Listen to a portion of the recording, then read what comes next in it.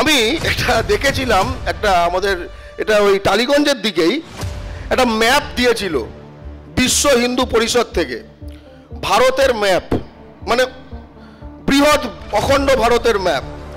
সেটা মোটামুটি ইরান ফিরান থেকে শুরু হচ্ছে, হ্যাঁ, এদিকে ফিলিপিন্স, ওদিকে মানে তিব্বত, তলায় ইন্দোনেশিয়া। আমি একটা ক্যালকুলেশন করেছিলাম, এই পুরো ম্যাপটার উপর গেরুয়া রং করেছি। আমি ক্যালকুলেশন করেছিলাম এটা একটা হিন্দু সংখ্যালঘু এলাকা, ঠিক আছে, পুরোটা নিলে বিশ্ব হিন্দু পরিষদ, বুঝতে পেরেছেন? তো এই ম্যাপ দেখে আপনার, এই ম্যাপ হোয়াটসঅ্যাপে হলো, আপনার হেভি চার্জ হবে, নদিয়ার মাটিতেও চার্জ হবে।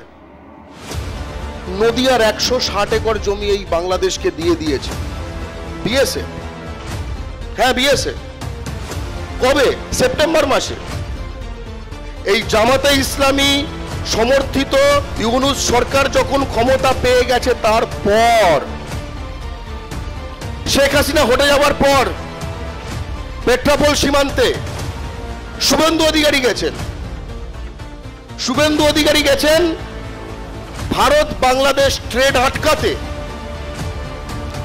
সেই জায়গায় অমিত শাহ গেছে ল্যান্ড পোর্ট টার্মিনাল উদ্বোধন করতে, যেখান থেকে ট্রেড হবে। সর্প হইয়া দংশন করো, ওঝা হইয়া ছাড়ো। অবশ্যই অদ্ভুত। এবং লাস্টে একটা কথা বলতে চাই, হ্যাঁ, আমাদের সময়টা ওই রকম হয়ে যাচ্ছে, একদম বৃহৎ ম্যাপের আকার ধারণ একদম লাস্ট। ইন্দিরা গান্ধী খুব গুরুত্বপূর্ণ। ইন্দিরা গান্ধী পাকিস্তানকে আটক করেছিল, নরেন্দ্র মোদী বাংলাদেশকে বাড়িয়ে দিয়েছে, যেটা বললাম। সেখানকার খবরের কাগজ দেখবেন, বৃদ্ধি পেল বাংলাদেশ। আপনাকে এখানে যেটা স্বপ্ন দেখাচ্ছে বাংলাদেশের, সেটা হেডলাইন, বাংলাদেশের বাজার বাঙালি নাকি দখল করবে পশ্চিমবঙ্গের, এই স্বপ্ন দেখিয়ে গেলেন।